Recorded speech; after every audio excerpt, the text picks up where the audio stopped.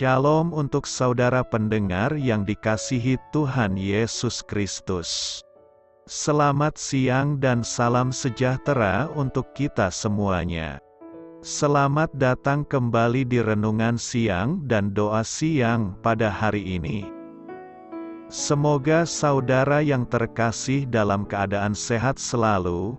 Kiranya damai dan sukacita Roh Kudus melimpah di dalam hati dan pikiran saudara saat ini. Sebelum kita mulai renungan pada siang hari ini, marilah kita bersama-sama berdoa.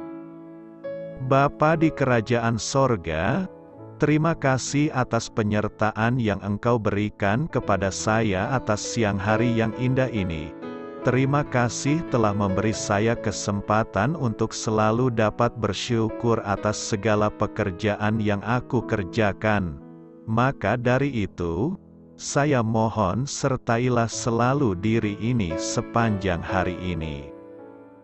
Terima kasih atas berkat Tuhan hingga saat ini aku masih bisa merasakan kebaikan Tuhan dan buatlah agar bibirku selalu mengucap syukur kepadamu.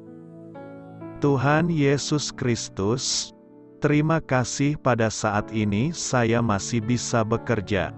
Tuhan, saat ini saya akan memulai pekerjaan saya.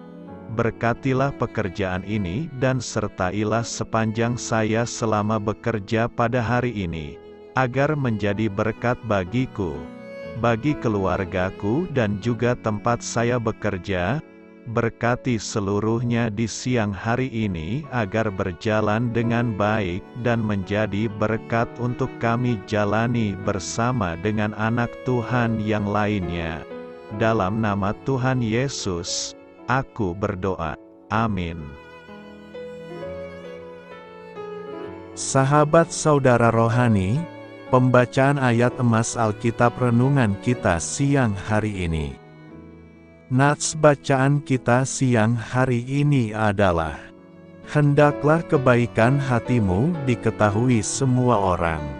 Tuhan sudah dekat.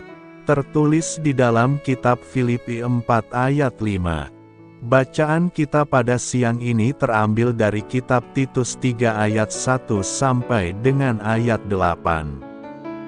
Ingatkanlah mereka supaya mereka tunduk pada pemerintah dan orang-orang yang berkuasa, taat dan siap untuk melakukan setiap pekerjaan yang baik. Janganlah mereka memfitnah, janganlah mereka bertengkar, hendaklah mereka selalu ramah dan bersikap lemah lembut terhadap semua orang. Karena dahulu kita juga hidup dalam kejahilan, tidak taat, sesat, menjadi hamba berbagai-bagai nafsu dan keinginan, hidup dalam kejahatan dan kedengkian, keji, saling membenci. Tetapi ketika nyata kemurahan Allah, Juru Selamat kita, dan kasih-Nya kepada manusia, pada waktu itu Dia telah menyelamatkan kita, bukan karena perbuatan baik yang telah kita lakukan, tetapi karena rahmat-Nya oleh permandian kelahiran kembali dan oleh pembaharuan yang dikerjakan oleh Roh Kudus, yang sudah dilimpahkan-Nya kepada kita oleh Yesus Kristus, Juru Selamat kita, supaya kita, sebagai orang yang dibenarkan oleh kasih karunia-Nya, berhak menerima hidup yang kekal, sesuai dengan pengharapan kita. Perkataan ini benar dan aku mau supaya engkau dengan yakin menguatkannya, agar mereka yang sudah percaya kepada Allah sungguh-sungguh berusaha melakukan pekerjaan yang baik. Itulah yang baik dan berguna bagi manusia. Ayat di atas terambil dari kitab Titus 3 ayat 1 sampai dengan ayat 8. Mari kita mulai renungan siang kita. Judul renungan kita hari ini adalah, seberapa lembutkah Anda? Kata bijak Alkitab hari ini adalah, tak ada yang sekuat kelembutan, tak ada yang selembut kuasa sejati. Baiklah, mari kita mulai segmen kisah inspiratif. Cerita renungan siang kita hari ini adalah: selama bertahun-tahun saya menjadi pendeta, saya bertemu banyak orang Kristiani yang beraneka ragam, tetapi tidak lemah lembut. Mereka tidak sabar menghadapi sesama orang percaya yang karakternya tidak sempurna atau yang hidupnya penuh dosa. Mereka juga bersikap kurang ramah terhadap orang tidak percaya. Mereka berpikir bahwa berita Injil harus selalu mengandung peringatan-peringatan yang mengerikan tentang berbagai siksaan di neraka. Baru-baru ini saya mendengar tentang sebuah perusahaan yang memutuskan untuk membuka toko-toko mereka pada hari Minggu. Karena toko-toko itu berada di wilayah yang terdapat banyak gereja, perusahaan itu menerima berbagai surat cercaan dari orang-orang Kristiani yang marah. Beberapa di antaranya bahkan mengatakan bahwa orang Kristiani itu gembira bila ada neraka abadi bagi mereka yang membuat keputusan tersebut. Akibatnya, para karyawan Kristiani maupun yang non-Kristiani merasa terhina dan dipermalukan oleh surat-surat cercaan itu. Sikap yang kurang lemah lembut telah merusak tujuan Kristus. Para pemimpin agama di zaman Yesus pun terlalu cepat menghakimi dan kurang berisikan lemah lembut. Mereka mengkritik Yesus karena Dia makan dan minum dengan para pemungut cukai dan pendosa. Mereka terkejut karena Dia peduli terhadap orang-orang ini dan tidak mengutuk mereka secara kasar. Yesus tidak menyetujui perbuatan mereka. Walaupun demikian Dia memandang mereka sebagai para pendosa yang diciptakan secitra dengan Allah yang harus Dia selamatkan. Mari kita ikuti teladan Kristus. Bersukacitalah senantiasa. Filipi 4 ayat 4 sampai dengan ayat 5 berkata, bersukacitalah senantiasa dalam Tuhan. Sekali lagi kukatakan, bersukacitalah. Hendaklah kebaikan hatimu diketahui semua orang. Tuhan sudah dekat. Sukacita adalah sebuah keyakinan yang teguh dalam hati bahwa Tuhan memegang kendali atas setiap detil kehidupan kita. Sebuah keyakinan bahwa segala sesuatu pasti mendatangkan kebaikan, dan sebuah pilihan untuk memuji Tuhan dalam segala situasi. Sukacita seharusnya menjadi bagian penting dalam hidup orang percaya. Sukacita yang dimaksud bukanlah seperti yang dunia berikan, yang sifatnya semu dan bergantung kepada hal-hal lahiriah semata, melainkan yang bersifat kekal, yang diberikan oleh Roh Kudus, yang keluar dari dalam hati kita dan mengalir secara berlimpah meski berada di tengah badai sekalipun. Sukacita berbicara tentang kedamaian dan kesukaan di dalam hati oleh karena Tuhan, sumber sukacita itu sendiri. Di hadapanmu ada sukacita berlimpah-limpah, di tangan kananmu ada nikmat senantiasa. Mengapa harus selalu bersukacita? Karena kita beroleh keselamatan dari Allah di dalam Kristus. Sukacita adalah salah satu dari 9 buah roh. Tanda dari kehidupan orang yang dewasa rohani adalah dihasilkannya buah roh dalam keseharian hidupnya. Jadi hasilkanlah buah yang sesuai dengan pertobatan. Alkitab menegaskan bahwa kita dapat menghasilkan buah apabila kita memiliki persekutuan yang karib dengan Tuhan. Sama seperti ranting tidak dapat berbuah dari dirinya sendiri, kalau ia tidak tinggal pada pokok anggur, demikian juga kamu tidak berbuah, jikalau kamu tidak tinggal di dalam Aku. Tuhan Yesus berkata, jikalau kamu menuruti perintah-Ku, kamu akan tinggal di dalam kasih-Ku, seperti aku menuruti perintah Bapa-Ku dan tinggal di dalam kasih-Nya. Artinya kunci untuk mengalami sukacita sejati adalah taat melakukan firman dan hidup di dalam kasih. Sukacita kita bukan hanya saat-saat bahagia, tetapi bagaimana kalau ada pergumulan, ada masalah, kita apa mampu bersukacita? Paulus mengajak kita dalam keadaan apapun kita harus boleh bersukacita. Persoalannya adalah bagaimana agar kita senantiasa bersukacita. Apa yang harus kita perbuat? Untuk itu perlu kita renungkan, yaitu: pertama, hiduplah di dalam Tuhan. Kita senantiasa menyerahkan tubuh, jiwa, roh kepada Tuhan, setia berdoa, mendengar firman-Nya dan memuji nama-Nya, seperti kata pemazmur, Mazmur 37 ayat 4, bergembiralah karena Tuhan.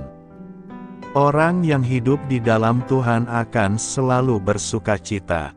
Kedua, hiduplah dengan mensyukuri apa yang ada bagi kita. Bila kita sudah mensyukuri apa yang ada bagi kita, maka kita tidak lagi bersungut-sungut apapun yang kita terima, tetapi apa yang ada bagi kita cukuplah. Dengan rasa cukup inilah harta yang mahal yang membuat kita bersukacita. Ketiga, hiduplah dengan tanpa rasa khawatir menjalani hidup ini.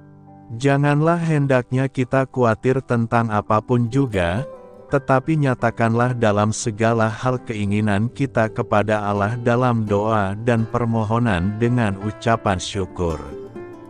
Keempat, hidup sukacita bukan hanya ditentukan oleh orang lain tetapi diri kita sendiri. Amsal 17 ayat 22, hati yang gembira adalah obat yang manjur, tetapi semangat yang patah mengeringkan tulang. Artinya hati inilah penggerak yang dapat membuat hidup kita gembira. Jadi bila Allah yang berada di hatimu dan menguasai hatimu, maka hatimu akan senantiasa bergembira. Karena itu marilah kita hidup di dalam Tuhan Yesus, agar hidup kita penuh sukacita yang kekal. Karena itu, bersukacitalah senantiasa. Bagaimana saya bisa tetap bersemangat ketika mencari pekerjaan yang bagus? Sepertinya mustahil. Yang penting untuk kita sadari di tengah situasi yang tampaknya mustahil seperti mendapatkan pekerjaan yang baik adalah, ketika kita menyerahkan masalah tersebut ke dalam kendali Tuhan, maka secara otomatis penyelesaian masalah tersebut menjadi tidak mustahil lagi. Karena bersama Tuhan segala sesuatu mungkin terjadi. Firman Tuhan melampaui keadaan kita. Apapun yang kita hadapi dalam hidup, kita tetap bisa mempercayai apa yang Tuhan katakan tentang dirinya. Satu hal yang kita ketahui tentang Tuhan adalah Dia mendengar doa kita dan mengetahui apa yang kita butuhkan bahkan sebelum kita memintanya. Kita diperintahkan untuk tidak khawatir tentang masa depan karena alasan yang sama. Tuhan mengetahui kebutuhan kita, dan Dialah penyedia kita. Tidak khawatir bukan berarti tidak mengambil tindakan, namun sekadar mengakui bahwa Tuhanlah yang memegang kendali dan bahwa Dialah yang memikirkan kepentingan terbaik kita. Bahkan ketika kita tidak melihat apapun terjadi, kita dapat yakin bahwa Tuhan secara aktif bekerja demi kita. Dia tidak duduk diam saja. Mengetahui bahwa Tuhan berkata Dia akan menyediakan untuk kita adalah satu hal, bahkan ketika kita tidak dapat menemukan pekerjaan yang baik. Sungguh berbeda rasanya bisa merasakan kedamaian dan dorongan yang tertanam dalam kebenaran itu. Keputusasaan seringkali merupakan masalah hati. Pertanyaan yang bagus untuk ditanyakan adalah, Saya memusatkan perhatian dan pikiran saya pada apa, masalah atau Tuhan. Meskipun perhatian utama kita mungkin adalah mendapatkan pekerjaan yang baik, Tuhan lebih peduli dengan kondisi hati kita. Filipi 4 ayat 4-7 mengatakan, bersukacitalah senantiasa dalam Tuhan. Sekali lagi kukatakan, bersukacitalah. Hendaklah kebaikan hatimu diketahui semua orang. Tuhan sudah dekat. Janganlah hendaknya kamu khawatir tentang apapun juga, tetapi nyatakanlah dalam segala hal keinginanmu kepada Allah dalam doa dan permohonan dengan ucapan syukur. Damai sejahtera Allah, yang melampaui segala akal, akan memelihara hati dan pikiranmu dalam Kristus Yesus. Ketika kita secara sadar memilih untuk memuji dan bersyukur kepada Tuhan di tengah pencarian kerja, kita membuka hati dan pikiran kita untuk menerima kedamaian-Nya. Penting juga untuk menyadari bahwa, meskipun Tuhan mempunyai rencana yang luar biasa bagi kita masing-masing, kita juga mempunyai musuh yaitu setan yang ingin mematahkan semangat kita agar tidak mempercayai Tuhan untuk menggenapi rencana-Nya dalam hidup kita. Alkitab menggambarkan setan sebagai yang berjalan keliling sama seperti singa yang mengaum-aum dan mencari orang yang dapat ditelannya. Cara termudah bagi singa untuk menjatuhkan mangsanya adalah dengan mengisolasinya terlebih dahulu dari kawanannya. Jauh lebih mudah bagi setan untuk mematahkan semangat kita ketika kita terputus dari tubuh Kristus. Memiliki orang-orang saleh dalam kehidupan kita yang mengetahui apa yang kita alami, dapat berdoa bersama dan berdoa untuk kita ketika keadaan sulit merupakan kekuatan yang sangat besar. Bagaimana keselamatan dapat dikatakan bukan oleh perbuatan jika iman disyaratkan? Bukankah iman merupakan perbuatan? Keselamatan kita bergantung hanya pada Yesus Kristus saja. Ia adalah pihak yang menggantikan kita, dengan menanggung hukuman dosa. Ia adalah juru selamat kita dari dosa. Ia adalah pengarang dan penyelesai iman kita. Semua yang disyaratkan untuk menyediakan keselamatan telah dipenuhi oleh Yesus sendiri, yang hidup secara sempurna, menanggung hukuman dosa dari Allah, dan bangkit dari kematian. Alkitab cukuplah jelas menyampaikan bahwa perbuatan kita tidak membantu mencapai keselamatan. Kita diselamatkan, bukan karena perbuatan baik yang telah kita lakukan. Bukan hasil pekerjaanmu. Tidak ada yang benar, seorang pun tidak. Ini berarti bahwa persembahan kurban, pemeliharaan hukum, menghadiri gereja, dibaptis, dan perbuatan baik lainnya tidak mampu menyelamatkan orang. Sebaik apapun, kita tidak dapat memenuhi standar kekudusan Allah. Alkitab juga menjelaskan bahwa keselamatan bersyarat, Allah tidak menyelamatkan semua orang. Satu-satunya syarat keselamatan ialah iman di dalam Yesus Kristus.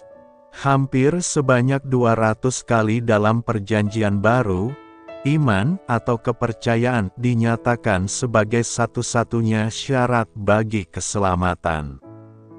Pada suatu hari, ada yang bertanya pada Yesus mengenai perbuatan yang dapat mereka lakukan demi menyenangkan Allah. Apakah yang harus kami perbuat, supaya kami mengerjakan pekerjaan yang dikehendaki Allah? 2. Secara langsung Yesus menunjuk kepada iman, inilah pekerjaan yang dikehendaki Allah, yaitu hendaklah kamu percaya kepada Dia yang telah diutus Allah. Pertanyaan mengenai syarat Allah diajukan dalam bentuk jamak, Sedangkan jawaban Yesus ialah bahwa syarat Allah berbentuk tunggal adalah mempercayainya. Kasih karunia adalah di mana Allah memberi kita sesuatu yang tak layak kita terima dan tak mungkin kita peroleh dengan sendirinya. Menurut Roma 11 ayat 6, perbuatan, apapun menggagalkan kasih karunia. Ide yang dikandung ialah seorang pekerja menerima upah, sedangkan penerima kasih karunia hanya menerimanya saja, tanpa harus diupayakan. Karena keselamatan sepenuhnya merupakan kasih karunia, maka kita tidak bisa menambah apapun kepadanya atau menggapainya melalui perbuatan. Dengan demikian, iman berlawanan dengan perbuatan atau pekerjaan. Iman berlawanan dengan perbuatan, dengan alasan dasarnya ialah kasih karunia, bukan upah. Dalam contoh lain, bayangkan seseorang mengirimi Anda sebuah cek bernominal 10 miliar rupiah. Uangnya akan menjadi milik Anda jika Anda inginkan, namun Anda harus menandatangani cek tersebut. Tindakan memberi tanda tangan tidak dapat dianggap sebagai upah yang pantas dihargai 10 miliar rupiah. Tanda tangan bukanlah pekerjaan. Anda tidak mungkin membanggakan diri sebagai miliarder akibat dari kerja keras atau upaya besar Anda. Tidak, 10 miliar tersebut berupa pemberian cuma-cuma, dan memberi tanda tangan adalah satu-satunya cara menerimanya. Sama halnya dengan iman, beriman ialah satu-satunya cara menerima anugerah terbesar dari Allah, dan iman bukanlah perbuatan yang melayakkan penerimanya. Iman sejati tidak dapat dianggap sebagai perbuatan karena iman sejati melibatkan penghentian upaya keduniawian kita. Fokus iman sejati ialah Yesus dan karyanya bagi kita. Jika kita teruskan sedikit, iman sejati tidak dapat dianggap sebagai perbuatan karena iman sendiri sebenarnya merupakan anugerah dari Allah, bukan sesuatu yang dapat kita hasilkan dengan sendirinya. Sebab karena kasih karunia kamu diselamatkan oleh iman, itu bukan hasil usahamu, tetapi pemberian Allah. Tidak ada seorang pun yang dapat datang kepadaku, jikalau ia tidak ditarik oleh Bapa yang mengutus aku. Puji Tuhan karena kuasa-Nya yang menyelamatkan dan kasih karunia-Nya yang membuat keselamatan menjadi realita. Kita selamat bukan karena perbuatan baik. Titus 3 ayat 4-5 berkata, tetapi ketika nyata kemurahan Allah, Juru Selamat kita, dan kasih-Nya kepada manusia, pada waktu itu Dia telah menyelamatkan kita, bukan karena perbuatan baik yang telah kita lakukan, tetapi karena rahmat-Nya oleh permandian kelahiran kembali dan oleh pembaharuan yang dikerjakan oleh Roh Kudus. Dunia mengajarkan sebuah prinsip bahwa kunci untuk mendapatkan keselamatan kekal adalah banyak melakukan amal kebaikan. Karena itu kita harus sering-sering menolong orang lain, memberi sedekah kepada fakir miskin dan sebagainya, di mana semua itu adalah investasi yang sifatnya kekal. Namun Alkitab menyatakan bahwa kebajikan atau perbuatan baik yang dilakukan oleh orang berdosa adalah seperti kain kotor. Demikianlah kami sekalian seperti seorang najis dan segala kesalehan kami seperti kain kotor. Kami sekalian menjadi layu seperti daun dan kami lenyap oleh kejahatan kami seperti daun dilenyapkan oleh angin. Sebanyak apapun amal dan kebaikan yang dilakukan takkan pernah mengubah status berdosa di pemandangan Allah. Kecuali jika orang berdosa mau datang kepada Kristus, mengakui segala dosa-dosanya, jika kita mengaku dosa kita, maka Ia adalah setia dan adil, sehingga Ia akan mengampuni segala dosa kita dan menyucikan kita dari segala kejahatan, menerima Kristus sebagai Tuhan dan Juru Selamat, serta percaya bahwa kematian Kristus di kayu salib adalah untuk menebus dosa-dosanya, sehingga Ia memiliki status baru, yaitu bukan lagi sebagai seteru Allah, melainkan diangkat sebagai anak-anak Allah. Inilah yang menjadi titik tolak seseorang untuk menerima keselamatan, sebab siapa yang ada di dalam Kristus, ia adalah ciptaan baru, yang lama sudah berlalu, sesungguhnya yang baru sudah datang.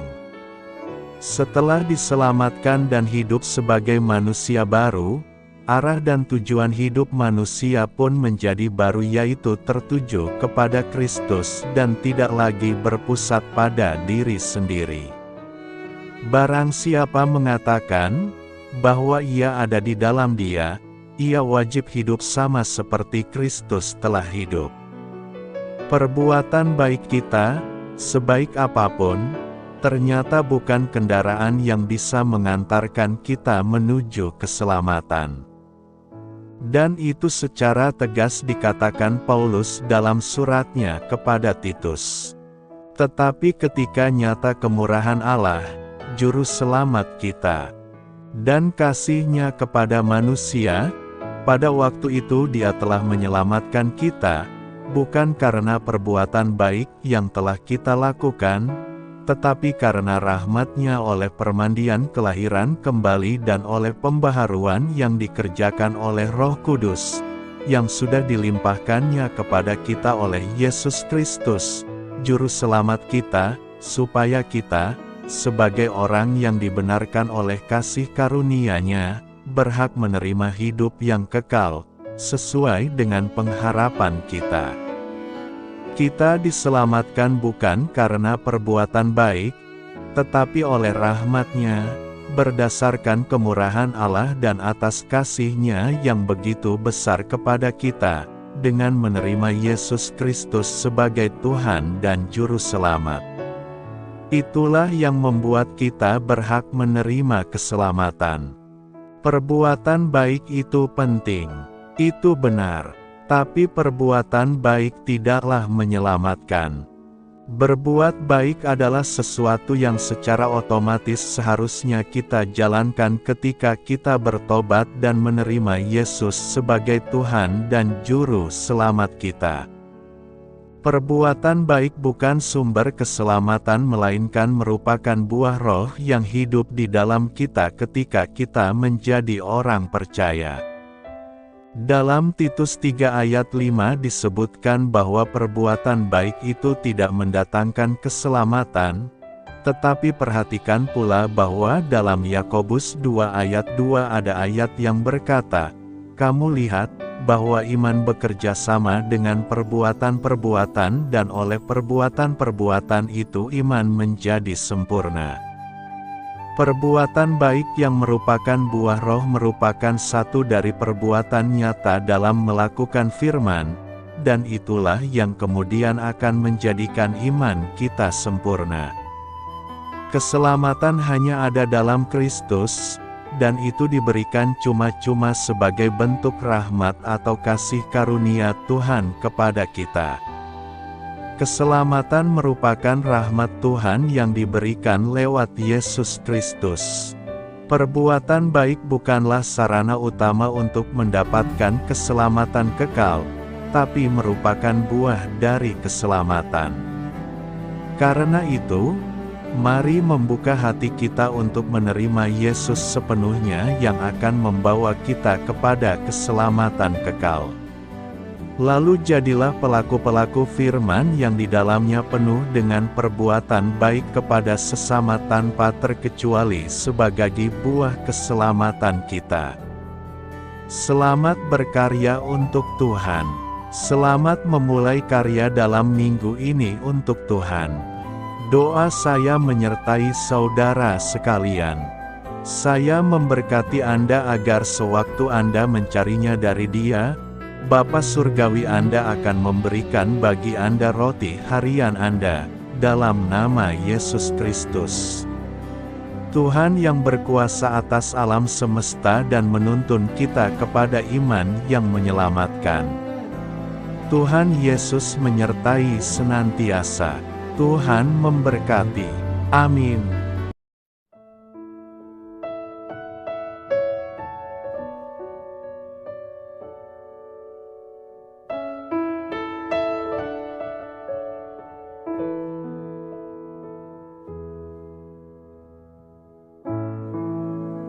Demikianlah renungan firman Tuhan pada siang hari ini. Semoga menjadi kekuatan di dalam hidup kita dan menjadikan kita pribadi yang lebih sukses. Sebelum kita memulai aktivitas hari ini, marilah kita berdoa. Bapa kami yang ada di sorga, terima kasih atas kasih dan kebaikan Tuhan yang begitu besar buat kami. Tuntunlah perbuatanku agar di sepanjang hari ini saya bisa bekerja sebaik-baiknya, tidak pernah jemu menolong sesama, selalu ramah dan tahu terima kasih, menghayati iman dan mengamalkannya dengan sekuat tenagaku. Semua ini saya sampaikan kepadamu, dengan pengantaraan Kristus, Tuhan kami. Allah, Bapa kami bersyukur kepadamu, bahwa dengan bekerja kami boleh ambil bagian di dalam karya-Mu mensejahterakan dan membahagiakan umat manusia.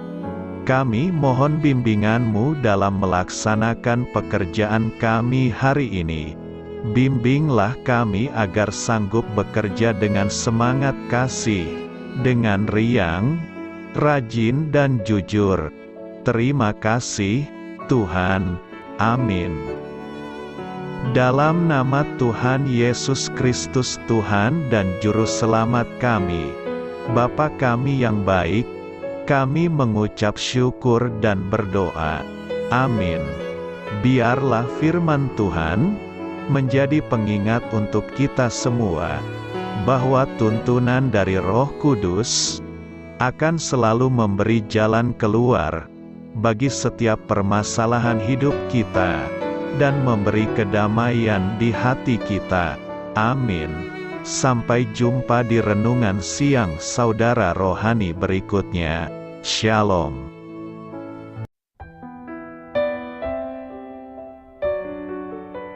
Halo untuk semua pendengar saudara rohani yang terkasih di dalam nama Tuhan Yesus Kristus dimanapun berada. Mari dukung kami, tim redaksi Renungan Harian Saudara Rohani, dengan cara memberikan bantuan, kritik dan masukan. Saudara dapat memberikan masukan melalui kolom komentar di bawah atau mengirim kepada kami langsung melalui email yang tertera di layar Anda, saudararohani@gmail.com. Jika saudara terberkati melalui renungan ini, saudara dapat mendoakan kami dan memberikan bantuan lainnya dengan mengirim email kepada kami. Saya berdoa agar saudara sekalian bahagia dan sehat selalu. Amin.